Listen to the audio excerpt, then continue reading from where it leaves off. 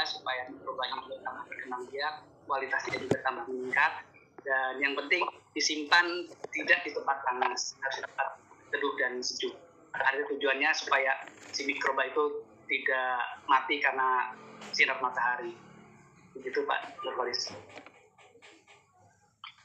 Nah, mengenai ini sendiri Pak, jadi kalau satu tub EcoFarm itu kalau dicairkan itu menjadi biang, itu nanti bisa digunakan untuk berapa liter atau penyiramannya, bisa untuk berapa tangki mungkin gitu? Iya, satu tube itu bisa jadi 1 liter. Kalau saya untuk tanaman-tanaman awal ya kita cukup gunakan 2 cc per liter, tapi untuk yang sudah besar bisa gunakan 4 cc per liter. Artinya pada saat kita gunakan 1 liter biang itu kurang lebih bisa jadi 500 liter larutan siap pakai kalau digunakan 2 cc per liter. Jadi cukup banyak, cukup hemat sekali.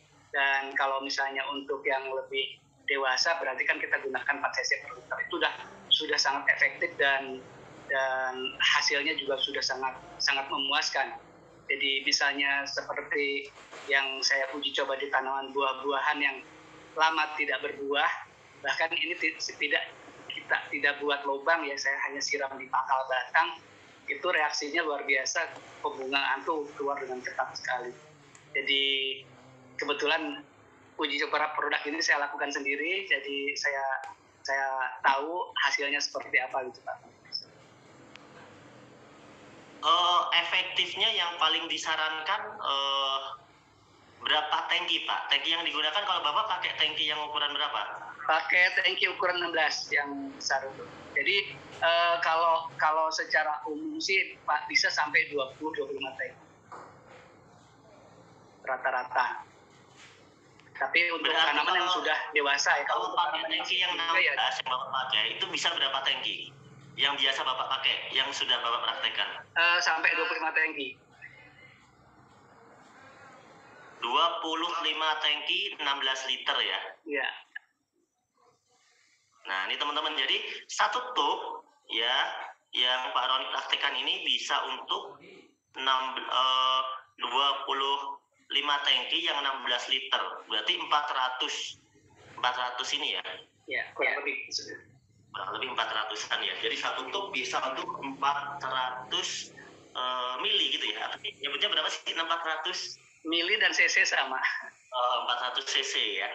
Bisa untuk 400 cc.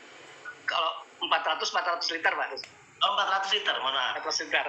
400 liter ya. Jadi satu tub itu setelah dibiarkan kemudian diencerkan gitu ya. Ya. Itu nanti bisa menjadi 400 liter teman-teman. Itu kalau menurut tangki yang 16 literan, tangki 16 liter itu bisa untuk 25 tangki. Ya. Kalau misalnya ini memang rumus yang paling standar mungkin ya Pak? Iya, paling standar ya. Artinya kalau misalnya ada orang yang pengen lebih agak hemat lagi, mungkin dia bukan penyiraman pertama, mungkin penyiraman kedua, ketiga, kalau lebih encer bisa sampai 500 ya? Bisa. Kalau lebih kental lagi gimana? Tidak masalah sih, ya efeknya kalau lebih kental lagi ya kita jadi boros saja. Karena hasilnya sama. Hasilnya sama-sama bagus, hanya mungkin kalau menurut perhitungan ada orang bilang mungkin bisa jadi dihitungnya boros takutnya gitu ya. Iya. Bisa untuk 25 tangki berarti oke. Nah kalau yang sudah Bapak praktekkan di tanaman apa Pak untuk EcoFarm? Saya banyak dilakukan di tanaman hortikultura dan buah-buahan seperti mangga, jambu, belimbing. Itu rata-rata setelah kita aplikasi itu di paling cepat di 2 minggu itu bunga sudah keluar. 2 minggu itu? Ya, untuk buah-buahan. Tanamannya sejak awal atau tanaman memang sudah setengah jalan? Itu tanaman yang sudah besar sih, artinya ada tanaman yang sudah tidak berbuah bertahun-tahun ya kita coba aplikasikan dan hasilnya ternyata luar biasa, dia berbuah cukup banyak sekali. Tapi kalau untuk tanaman hortikultura bahkan saya sudah tidak pakai pupuk kimia lagi. Walaupun mungkin itu tergantung daerahnya juga ya, tergantung tempat, jadi bisa di tempat yang kurang subur sekali ya nanti bisa ditambahkan pupuk kimia sekitar sampai 20% lah kurang lebih. Nah, kalau untuk pupuk ini Pak, apakah dia yang Bapak perhatikan pakainya single pupuk ini saja, atau sebelumnya tetap ada pupuk tambahan, misalnya apakah pupuk kandang atau pupuk organik lain, atau pupuk berapa persen gitu? Ada yang single, ada yang pakai pupuk kandang. Jadi pupuk kandang saya ada yang pakai pupuk kandang dari kambing, ada yang pakai ayam petelur.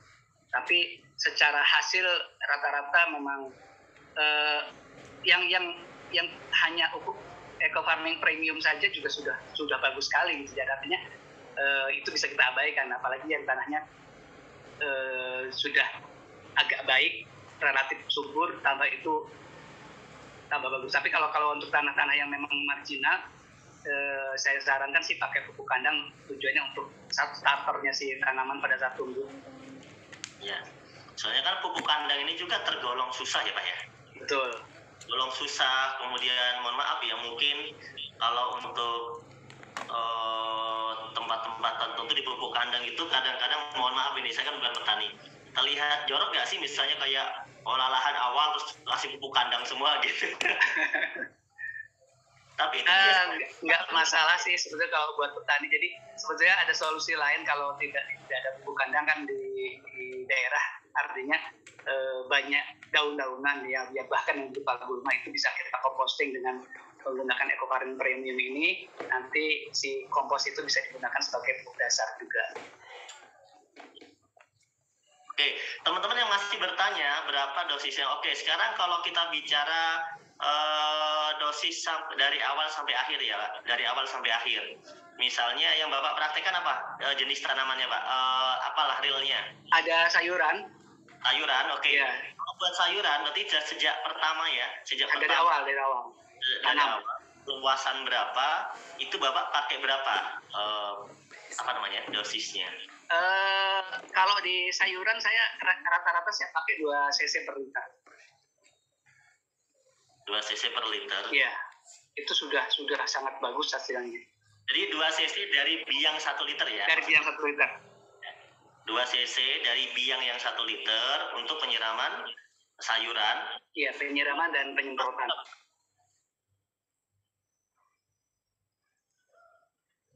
Berapa tangki berarti? 2 cc, ambil 2 cc untuk 1 tangki maksudnya?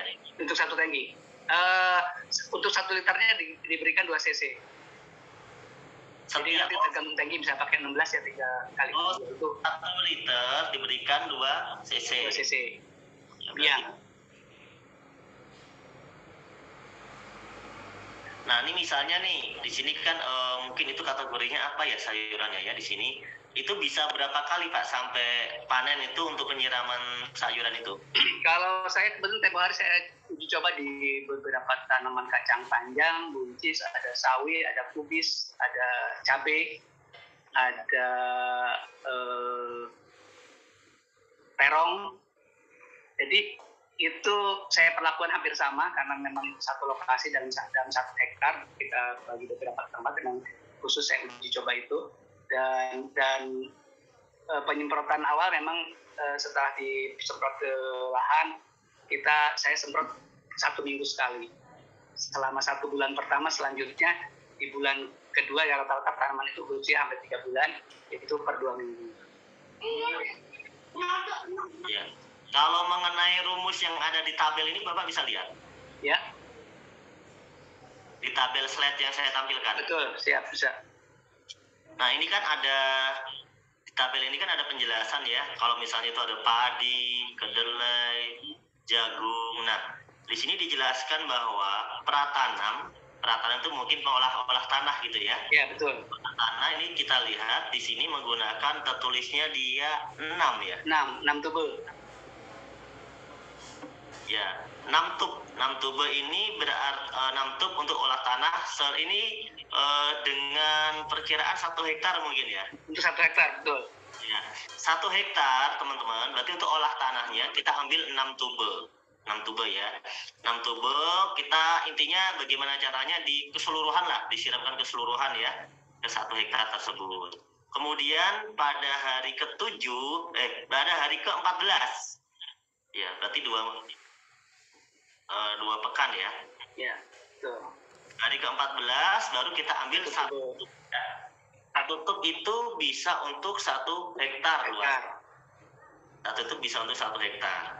Kemudian pada hari ke-28 kita 1 tup lagi. Kemudian pada hari ke-42 1 tup lagi. Pada hari ke-56 1 tup lagi. Ini kalau di sini rumusnya untuk padi. Untuk padi ya. Jadi habisnya 10 tup untuk padi 1 hektar. Gitu.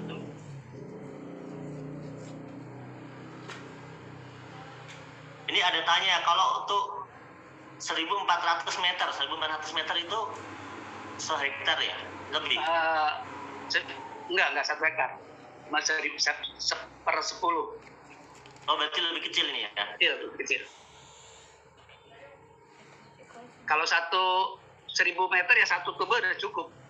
Oh iya, jadi kan ada yang tanya nih, kalau saya cuma luasnya 1.400 kata Bu Nurul ya, itu 1 tup cukup Bu. Jadi untuk pratanamnya juga 1 tup cukup? Cukup ya. Pratanamnya cukup 1. Berarti untuk di tengah-tengahnya ya berapa ya? 1 botol nggak habis lah pokoknya itu. Intinya gini Bu, rumus pertanian itu nggak usah dihitung pasti. Misalnya nih, ini kan 1 hektar ini 6. Berarti kalau ini sekian enggak. Jadi ya kita itu jangan pelit-pelit lah sama tanaman. Kan? Misalnya tadi untuk 1.400 meter 1 tup cukup untuk pratanam. Kemudian untuk selanjutnya ya Ibu juga bisa pakai setengah tup boleh. Jadi nggak usah dipas-pasin banget ukurannya ya.